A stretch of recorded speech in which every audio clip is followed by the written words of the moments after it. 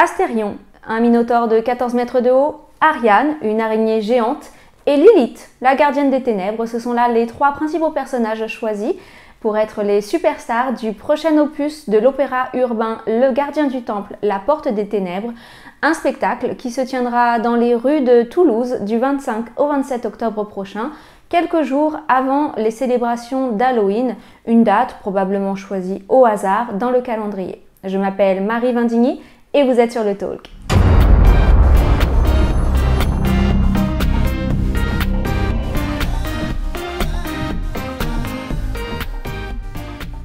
Soyez les bienvenus dans la vidéo. Aujourd'hui, comme vous l'avez compris en préambule, nous allons faire l'analyse, le décryptage de cet événement qui est encore assez peu médiatisé, probablement parce qu'il est encore un petit peu éloigné dans l'agenda événementiel de l'année et qui se tiendra du 25 au 27 octobre, comme je l'ai annoncé, dans les rues de Toulouse. Donc pendant 3 jours, régnera cette atmosphère, cette ambiance suscitée par ce spectacle qui se nomme Le Gardien du Temple, la Porte des Ténèbres. Si des doutes subsistent encore sur la volonté du gouvernement et des autorités établies dans les villes, dans les villages, dans les départements de notre belle France, eh bien je crois que c'est encore une fois une signature vraiment bien estampillée pour nous signifier les temps dans lesquels nous vivons. Cette vidéo sera partagée en 2 parties. Une première partie dans laquelle votre humble servante vous décryptera de façon extrêmement factuelle la symbolique de ces 3 personnages et de cette thématique choisie pour ce spectacle, pour cet opéra urbain dans les rues de Toulouse.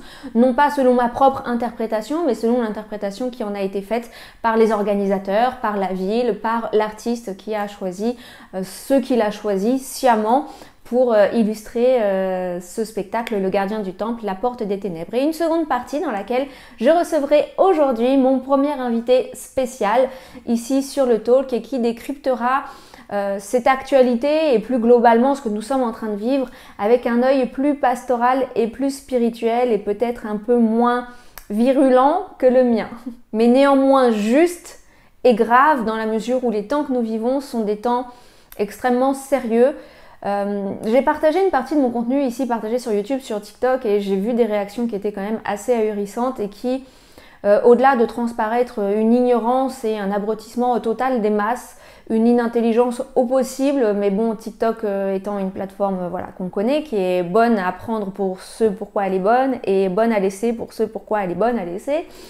Et j'étais surtout extrêmement décontenancée et triste de voir combien il y a encore de millions et de millions et de millions de personnes qui sont dans l'ignorance totale.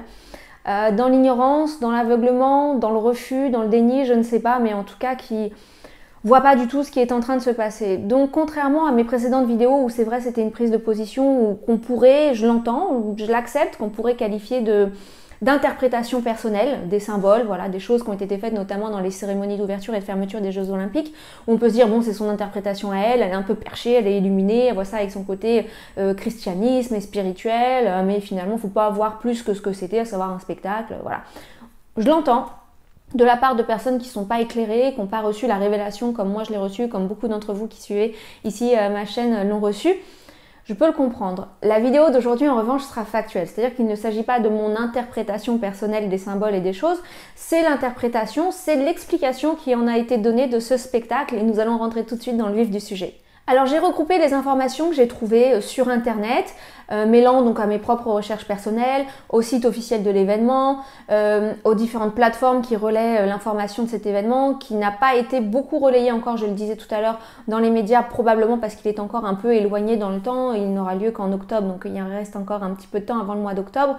Bien que le 1245 d'M6 en ait parlé brièvement cette semaine, mais simplement d'un point de vue très technique, en expliquant voilà, comment la machination de ces grands personnages allait déambuler dans les rues, etc. Je pense que les informations viendront à nouveau à en parler dans les semaines et dans les mois à venir. Et donc en regroupant ces différentes informations, j'en suis arrivée à vous partager le contenu que je vais vous partager, que je vais lire en partie puisque j'ai pris des notes, voilà, j'ai retranscrit ce que j'avais trouvé, des explications qui avaient été faites de cet opéra urbain. J'ai également utilisé l'intelligence artificielle qui, si elle est utilisée avec intelligence, justement, avec sagesse, avec recul, avec équilibre, peut être très très pratique puisqu'elle regroupe les informations qui sont présentes partout sur la toile. Donc voilà, là il ne s'agit pas d'une création de contenu, il s'agit simplement voilà, d'un regroupement des informations qui ont été trouvées sur internet au sujet de ce spectacle. Rentrons donc tout de suite dans le vif du sujet. L'événement mettra donc en scène ce gigantesque minotaure de 14 mètres de haut nommé Astérion et qui déambulera dans les rues de la ville de Toulouse et qui représente, selon les dires de l'organisation, le gardien protecteur de la ville. Pour cette édition, il sera rejoint par une nouvelle machine impressionnante, Lilith, qui n'est ni plus ni moins que la gardienne des ténèbres, ainsi que par Ariane, la grande araignée. Le thème La porte des ténèbres laisse présager un voyage théâtral et visuel intense où l'obscurité et la lumière s'entremêlent pour créer une atmosphère envoûtante. Alors quand j'ai cherché à comprendre pourquoi cette thématique des ténèbres, de nouveau, pourquoi à nouveau on martèle les spectacles et les prises de position artistiques dans ce pays martelé de ce sceau des ténèbres et de l'obscurité, voici ce qu'il en ressort. La thématique des ténèbres choisie pour l'opus 2024 de Le Gardien du Temple semble être une intensification des thèmes déjà explorés dans le pays. Voilà, s'il y avait des doutes. Le directeur artistique a souhaité explorer les contrastes entre la lumière et l'obscurité, ce qui permet de créer une atmosphère mystérieuse et captivante, propice à l'émerveillement et à l'immersion du public. Ok. L'idée de la porte des ténèbres pourrait également symboliser un voyage initiatique où les spectateurs sont invités à traverser des moments de doute ou d'ombre avant de parvenir à une certaine forme de révélation de la lumière. Cela résonne avec l'architecture narrative de nombreux mythes et récits où les ténèbres sont une étape obligatoire pour atteindre la connaissance et la sagesse. Donc voilà, pour atteindre la connaissance et la sagesse, apparemment il est obligatoire de passer par les ténèbres. Ténèbres, thématique des ténèbres et de l'obscurité qui sera bien entendu ensuite prise en relais par la fête d'Halloween qui célèbre, si on peut dire, utiliser le mot de célébrer, tout ce qui est sombre, noir, ténébreux, obscur, effrayant, froid et qui ramène à la mort, tout simplement. Voilà, des bien jolies valeurs, hein, vraiment festives, joyeuses, entraînantes, remplies d'espoir, à partager en famille avec vos enfants pour leur faire passer de douces et agréables nuits. J'ai poursuivi mes recherches en cherchant à comprendre pourquoi Lilith, la gardienne des ténèbres, choisie dans ce spectacle. Lilith, donc dénommée la gardienne des ténèbres dans l'événement Le Gardien du Temple à Toulouse, est une figure riche en symbolisme, ça on s'en doute, merci. Profondément ancrée dans la mythologie et les traditions culturelles, dans de nombreuses légendes, Lilith est souvent représentée comme une entité associée à la nuit, au mystère et aux aspects sombres de la féminité. Voilà qui est formidable, hein.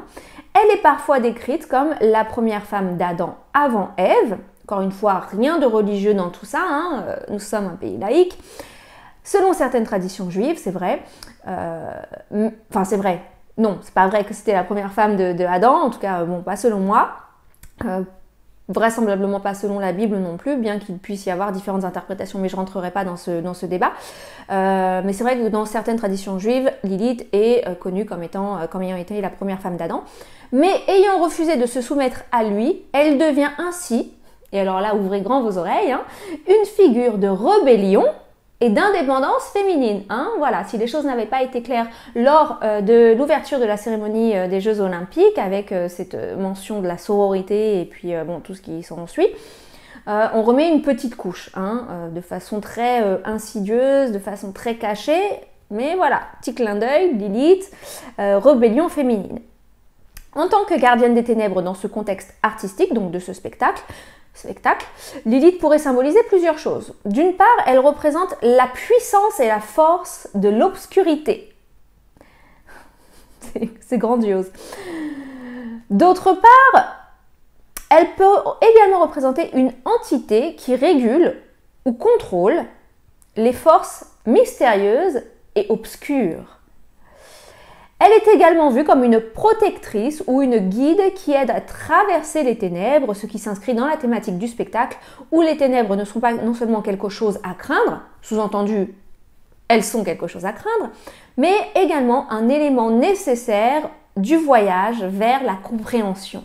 Hein, on remet une couche, comme on l'a mis avec le premier personnage et la thématique du spectacle. Il faut passer par les ténèbres pour devenir savant et sage.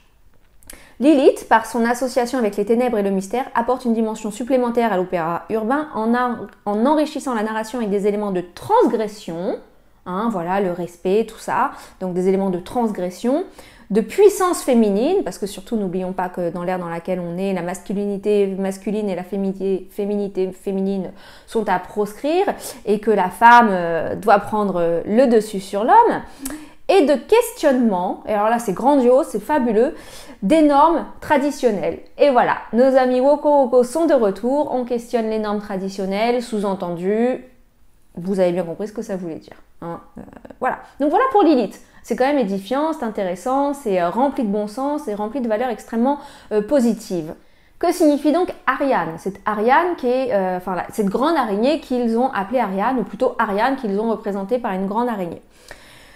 Ariane, la grande araignée, est une figure symbolique puissante, directement liée à la mythologie grecque et à la légende du Minotaure. Bon, on connaît l'histoire, dans cette mythologie, Ariane est la fille du roi Minos de Crète, connu pour avoir aidé Thésée à sortir du labyrinthe où se trouvait le fameux Minotaure en lui donnant un fil qu'il devait dérouler pour retrouver son chemin. Bon, vous connaissez l'histoire, je ne vais pas rentrer dans le détail. Passons, blablabla. Ce qui nous intéresse, c'est dans le cadre du spectacle Gardien du Temple. Ici, Ariane est représentée comme une gigantesque araignée, ce qui accentue son rôle de tisseuse et de guide.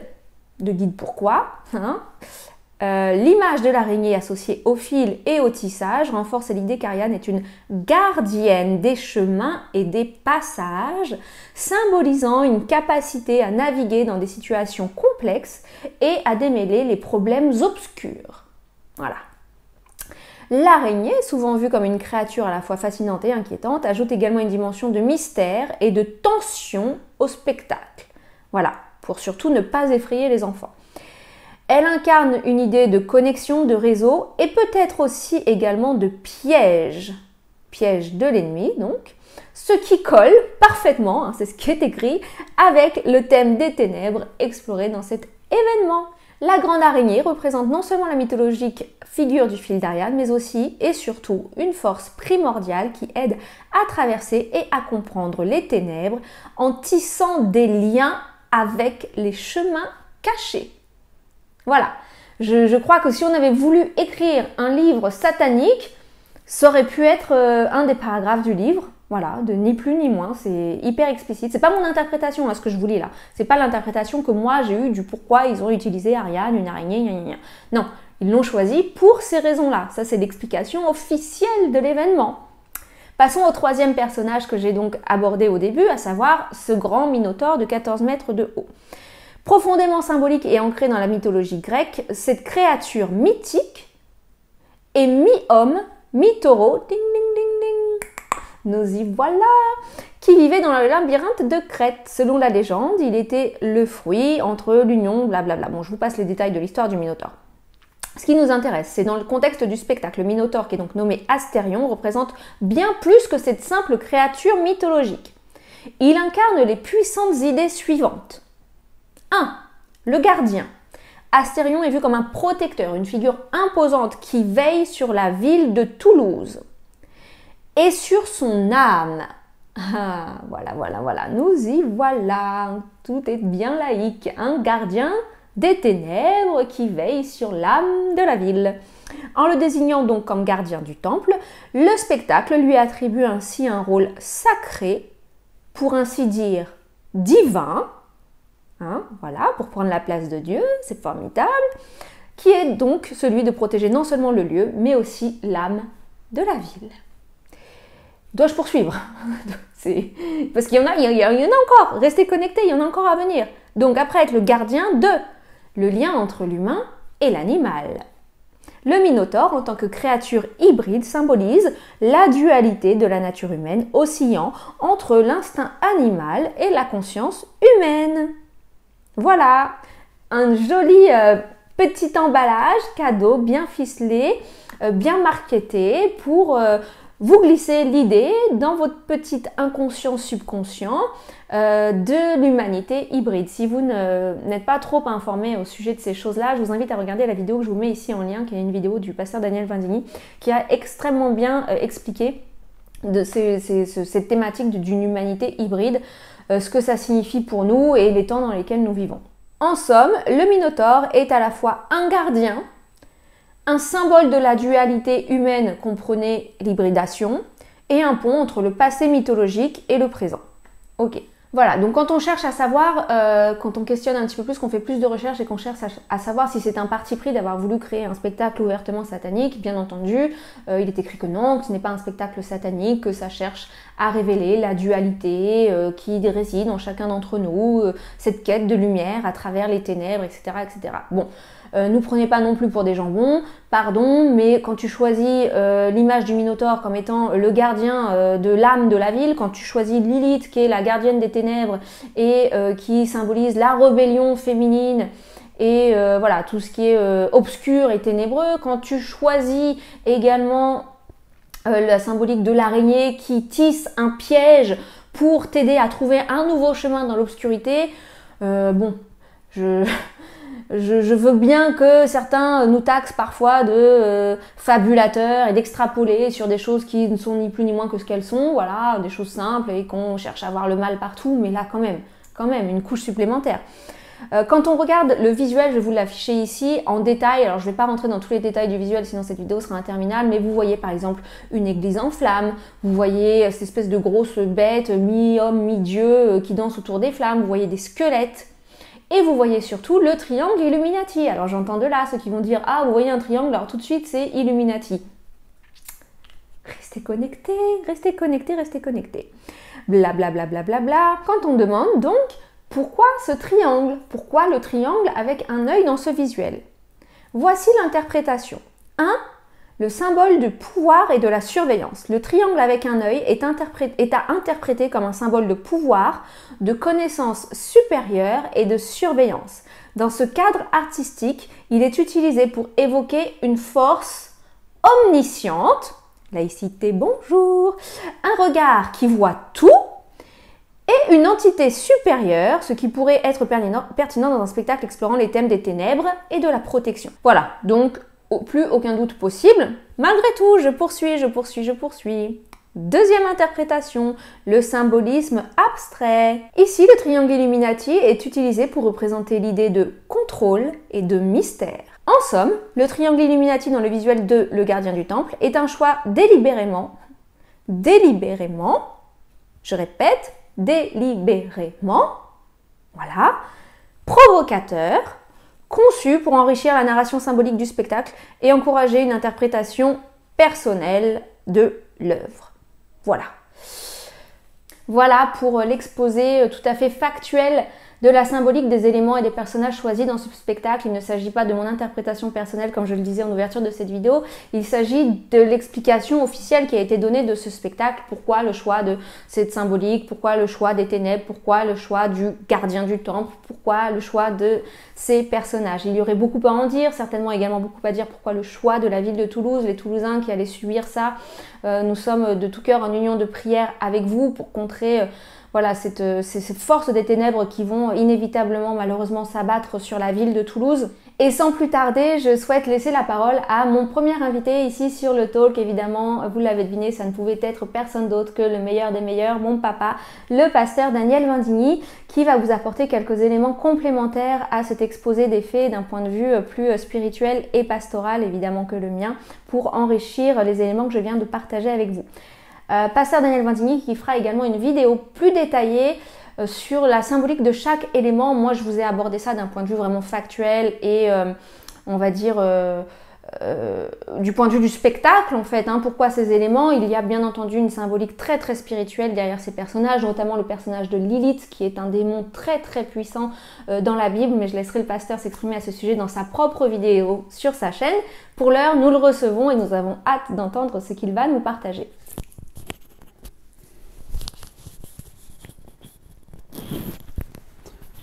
Indispensable petit micro.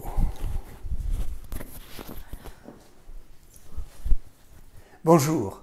Après avoir vu tous les éléments absolument factuels de ce qui se passe actuellement dans notre pays de France et également dans le monde, parce que ce n'est pas isolé tout ce théâtre très ténébreux n'est pas isolé. Alors après avoir entendu cela, je voudrais vous amener sur un point plus spirituel, plus précis, qui est très important.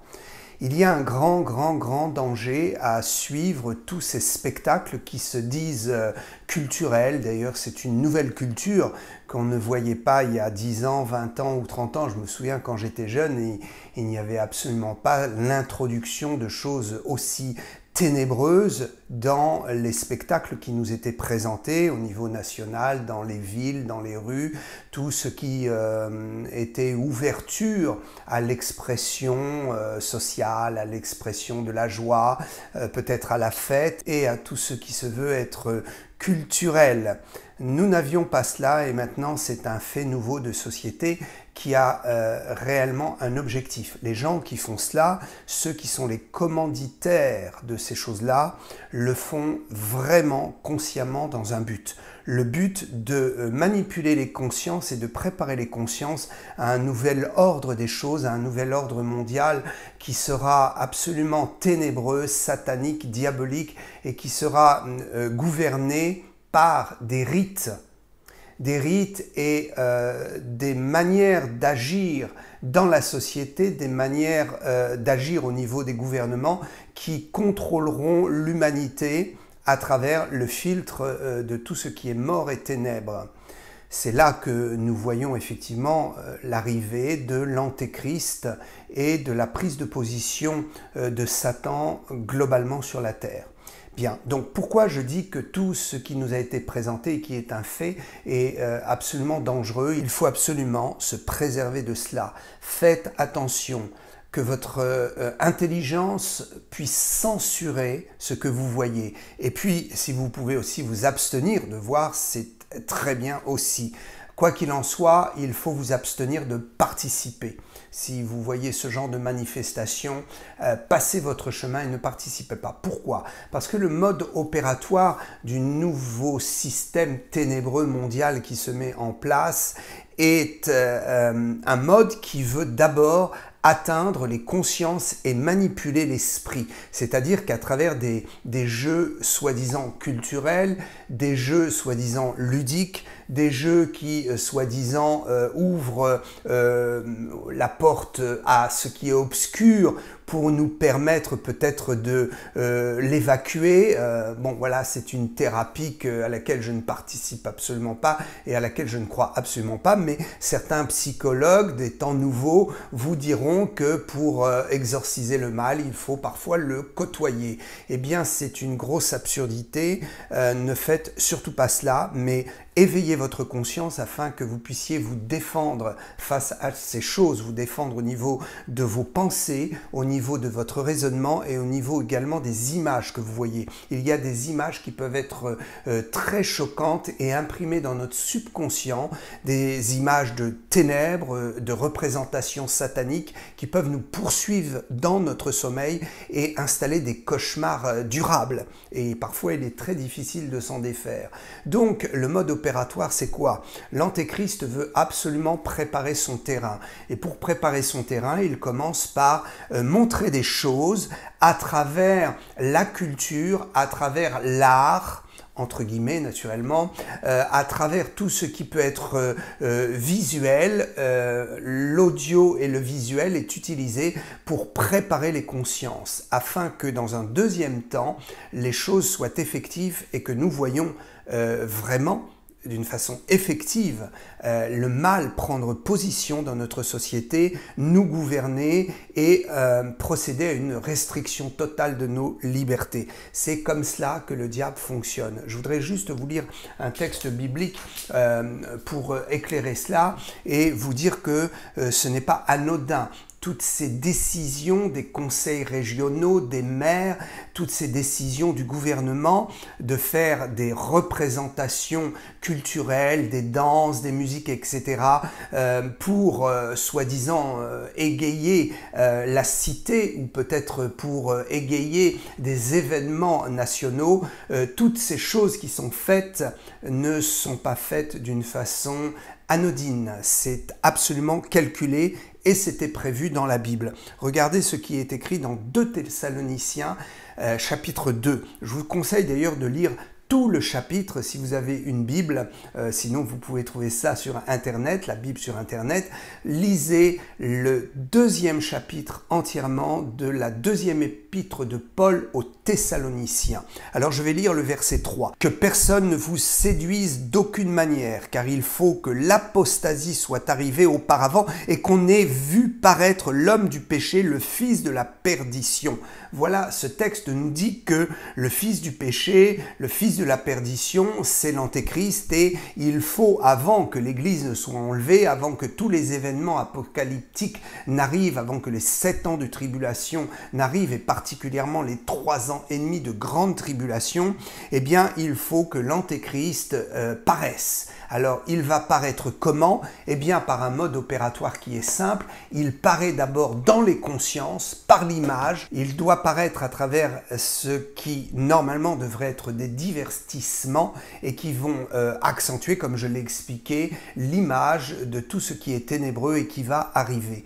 Donc, le mode opératoire de l'Antéchrist, c'est cela. Le mode opératoire de Satan, c'est cela. Il prépare d'abord l'image, les consciences, les pensées, et ensuite, il déverse son action d'une façon visible. Donc faites très attention. Ce que nous avons vu aux Jeux Olympiques et ce que nous allons voir à Toulouse est tout à fait caractéristique de cela. À Toulouse, la promotion des ténèbres, la promotion des portes de l'enfer, la promotion de la gardienne des ténèbres, la fameuse Lilith, qui est d'ailleurs dans la Bible démontrée comme étant un démon puissant de la fin des temps. Donc toutes ces images ne sont pas anodines puisqu'elles prennent appui sur la Bible et sur ce que la Bible avait prophétisé. Toutes ces images prennent appui sur des réalités spirituelles. Nous ne sommes pas entourés que de matière, il y a tout un monde spirituel qui nous entoure, il y a réellement le monde de Satan qui est une entité réellement. Satan n'est pas simplement un concept, Satan est réellement une identité vivante que Dieu avait créée parfaite, qui a désobéi, qui a chuté, qui est devenue ce qu'elle est aujourd'hui.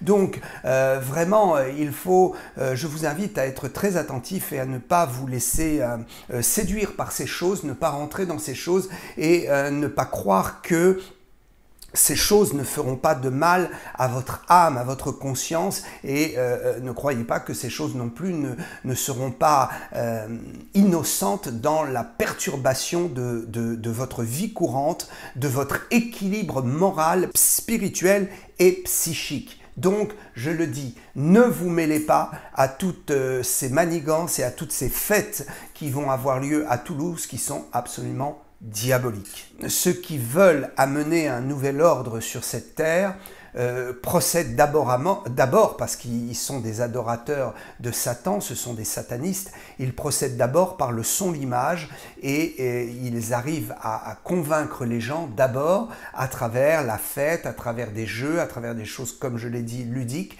pour commencer à éveiller la conscience et à faire admettre ces choses dans la pensée de l'homme pour ensuite montrer publiquement une action satanique et un dévoilement satanique des choses à travers le gouvernement et les lois qui seront imposées. Et là, effectivement, ça passera plus facilement parce que déjà dans les consciences et dans le subconscient, les choses ténébreuses auront déjà été acceptées. C'est ce que nous appelons l'interaction, l'action et la manipulation par tout ce qui est image subliminale.